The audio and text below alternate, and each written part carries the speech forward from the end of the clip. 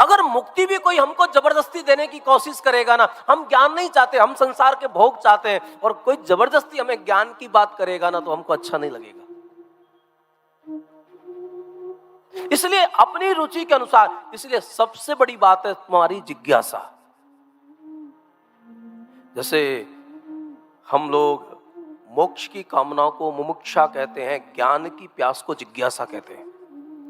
ये तो भैया तुम्हारी तरफ से जब पहल होगी कि अब हमें कोई जीवन में ऐसा कोई श्रवण करना है, हमें ऐसा इन चीजों के प्रश्नों का हल खोजना है, और ये तो मैं अच्छी तरह जानता हूं कि सारे प्रश्नों के हल किए भी नहीं जा सकते, क्योंकि प्रश्न के अंदर इतने प्रश्न उठेंगे, मुझे पता है। इसलिए मैं हर कथा में कहता हूं, मित्र मित्र को पूछता है कि मटकी कहां होती है, तो वो कहता है, वो पूछता है कि पानी कहां होता है। ये मैं आखिरी दिन बताता हूं, लेकिन यहां बीच में बोल रहा हूं कि पानी कहां होता है, कि वो तो मटकी में होता है। फिर वो पूछता है मटकी कहां होती है, फिर उसको बताओ कि वो तो रसोई में है, किचन में है। वो पूछता है कि रसोई कहां है, कि वो घर में है। फिर वो पूछता है घर कहां है, जयपुर में है। फिर वो पूछेगा जयपुर कहां है, फिर उसको बताओ राजस्थान में है। फिर वो पूछेगा राजस्थान कहां है। मुझे पता है, मूढ़ता की कोई दबा नहीं होती है। दिल्ली के पास है, दिल्ली कहां है, भारत में है। उसको कितना भी बताते चले जाओ, वो पूछेगा, प्रश्न के ऊपर प्रश्न करेगा, वो अति प्रश्न करेगा। और फिर वो पूछते पूछते पूछेगा कि भैया भारत तो एशिया महाद्वीप कहां है। फिर तो कभी कभी उसकी तरफ देखने की इच्छा होती है कि इसको जरा ध्यान से देखा जाए, ये रहता कहां है। फिर उसको कहा जाता है भैया जम्बू द्वीप में। फिर पूछा जम्बू द्वीप कहां है, कि तो पृथ्वी पे है, कि पृथ्वी कहां है, कि पृथ्वी पानी में है, कि पानी कहां है, वो मटकी में है। ये कहा जाएगा। मुझे पता है कई लोगों को कितना भी कहा जाएगा। इसलिए याद रखना, मैं आपको व्यासपीठ से एक निवेदन करूं, किसी महापुरुष के सानिध्य में रहने से सारे प्रश्नों के उत्तर नहीं मिलेंगे, लेकिन अगर तुम श्रद्धा से रहोगे ना, तो एक दिन वो आएगा कि सारे प्रश्न खो जाएंगे, कुछ नहीं बचेगा, केवल और केवल आंखों में आंसू बचेंगे। एरी मैं तो दर्द दीवानी मेरो, दर्द न जाने को सकी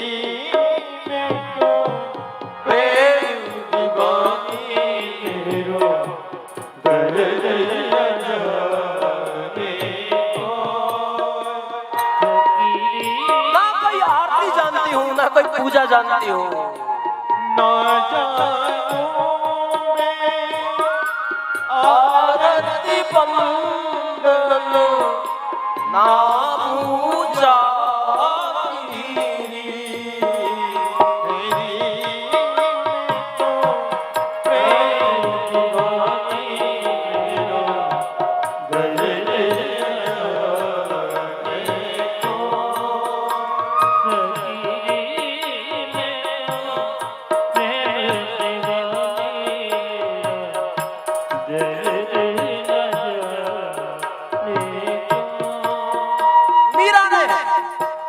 पाया, बुद्ध ने ध्यान में पाया, मीरा ने नाच के पाया।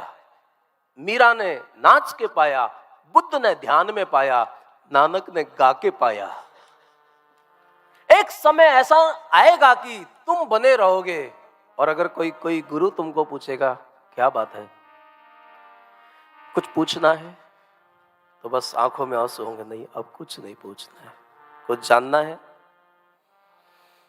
नहीं तो और कुछ चाहिए, नहीं चाहिए।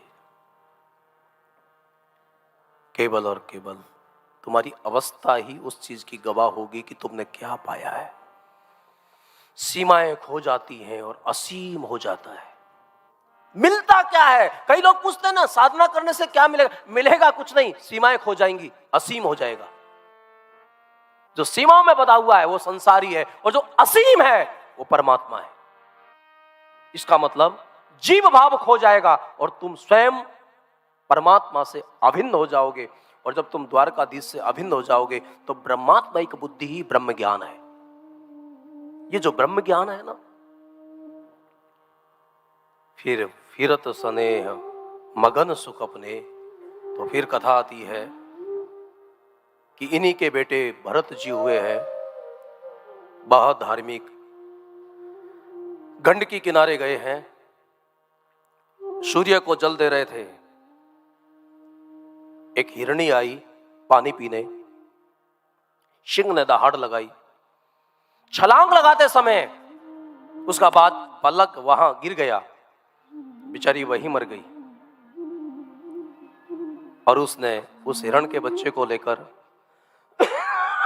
अपनी कुटिया पर आए। याद रखना, रावण ने बैर किया था लेकिन होश पूर्वक किया था, भरत ने भजन किया था लेकिन बेहोशी पूर्वक किया। इसलिए भजन करते हुए भी उसको दूसरा जन्म लेना पड़ा। मेरा यही निवेदन है, अपने होश को साधो। हम जो भी करें होश में करें, विवेक से करें। तुम्हारा प्रत्येक कर्म साधना है। मैं आपको व्यासपीठ से कहता हूं, तुम्हारा भोजन करना भी भजन है, तुम्हारा सोना भी समाधि है, तुम्हारा चलना भी परिक्रमा है, और तुम्हारा बोलना भी परमात्मा की स्तुति है। लेकिन किसकी हो पाएगी? जिसने अपने अंतःकरण को इतना संवेदनशील और इतना सजग बनाया है, आदि गुरु शंकराचार्य की भांति। आत्मा तम गिरजामति सहचरा, प्राणा शरीरम गृहम, पूजाते विषयो भोग रचना, निद्रा समाधि, संचार प्रदयो प्रदक्षिण विधि, स्तोत्राणि सर्वा गिरो, यत् यत् कर्म करोमि तदखिलम्। राजन, ये सब वृत्तियां शरीर और मन की होती हैं। सुख होना, हर्ष, विषाद, ज्ञान, अज्ञान, ये जीव का धर्म। हंस के दंड से डर नहीं लगता, हंस के दंड से डर नहीं लगता है। मुझे महापुरुषों के अपमान से बहुत डर लगता है। ना हम विसंके सुरराज व्रजं, त्रयक्षशूलानयमस्य दंडा। आप कृपा करो, कौन है इस अवधूत वेश में? ये जो अवधूत वेश होते हैं ना, आप कभी गंगा किनारे घूमना, तब ऐसे महात्मा मिलेंगे। बाबा, हम आपका नाम जान सकते हैं? बेटा, मेरा कोई नाम रूप नहीं होता है, मैं नाम और रूप से परे हूं। फिर भी बाबा, हाँ बेटा, शरीर को लोग फलाना ब्रह्मानंद कहते हैं। अच्छा बाबा, आपका जन्म कब हुआ? मैं तो अजन्मा हूं। जो लोग स्वरूप में स्थित होकर जो बातें करते हैं ना, कभी कभी ऐसे महापुरुष मिले तो इनका संग जरूर करिएगा, अगर समझ सको तो। जिसको तैरना आता है ना, उसी को गहरे समुद्र में कूदना चाहिए। बाकी जिसको तैरना नहीं आता, सीखने के लिए स्विमिंग पूल ही ठीक है। आप अपनी पात्रता के अनुसार साधन करना, कहीं सीधे ब्रह्म ज्ञान की बातें करने लगो। जब तक तुम्हारे इंद्रियों का आकर्षण नहीं मिटा है, तब तक आप ब्रह्म ज्ञान सुनने के अधिकारी भी नहीं हो। ब्रह्म ज्ञान की बातें सुनने के लिए तो षड संपदा चाहिए तुम्हारे अंदर, सम, दम, तितिक्षा। आप दैवी संपदा होनी चाहिए, यानी षड संपदा होनी चाहिए, तब जाकर कोई गुरु वेदांत पढ़ाता है। हाँ, भगवत भजन करने का अधिकार हर, लेकिन ऐसा कोई महापुरुष मिल जाए, वैसे तो बहुत कम मिलते हैं, बहुत भाग्यशाली को मिलते हैं। लेकिन ये तो भारत है, कभी अगर गंगा किनारे जाओगे ना, तो कोई अवधूत मिलेगा, अनुभूति से भरा हुआ। उसका चलना, उसका बैठना। दुर्भाग्य इस देश का कि हम लोग ऐसे महापुरुषों को नहीं समझ पाते हैं और हम लोग टोटकों के चक्कर में, कितना लोग तो बेचारे वो मिर्ची और नींबू की क्या हालत करते हैं, पता नहीं किस किस ने ये बातें सिखा दी हैं लोगों को। और कई तो मुझे कहते हैं कि महाराज आप मानते नहीं हो, आप थोड़ा माना करो इन चीजों को। मुझे तो बहुत कभी कभी ना सोचना आता है, हे भगवान देख तेरे संसार की हालत क्या हो गई भगवान। सूरज ने बदला, चांद न बदला, ना बदला आसमान। और फिर मुझे कभी कभी ऐसा लगता है कि दुनिया के हर काल में कालनेमी होता है, हर काल में कोई ना कोई कालनेमी होता है, हर काल में हर तरीका की मानसिकता है, हर काल में कोई ना कोई शुकनी होता है और हर काल में कोई ना कोई मंत्रा होती है। इसलिए रामायण में वो कथा आती है कि रावण मर गया, कुंभकर्ण मर गया, सब लिखा है, लेकिन मंथरा मरी है कहीं नहीं लिखा। मंथरा अभी जीवित है। ये जो मंथरा की मानसिकता है, इससे सावधान रहना। दूसरों के घर को बिगाड़ने का सबसे अच्छा काम मंथरा करती है। इसलिए कथा सुनने वाले साधकों को समझ जाना चाहिए।